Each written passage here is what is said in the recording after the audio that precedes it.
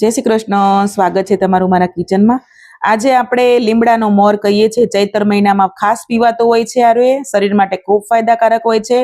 अनगिनित फायदा छे आ मोर पीवाना।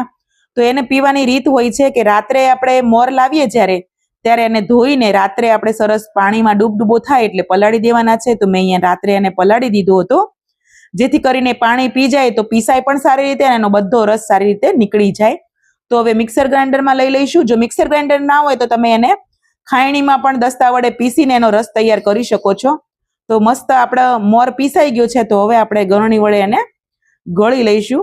जेनुं शरीर गरम होय पीतवाळुं एना माटे तो आ अणगिनित फायदा छे। आना शरीरनी खंजवाळ आवती होय, शरीरनी स्किननी लगती कोई पण तकलीफ होय ने तो आ मोर पीवाथी दूर थई जाय छे। अने तासीरमां લીમડો ठंडो होय छे तो गर्मीवाळा शरीर माटे तो खूब फायदाकारक छे। तो अवश्य बनावीने पीजो।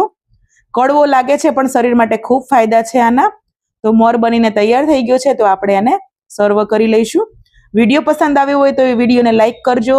नवा होय तो चेनलने सब्सक्राइब करजो ने शेर पण करी देजो। तो आटलो ज्यूस पीवाथी अढळक फायदा मळे छे तो अवश्य बनावीने पीजो।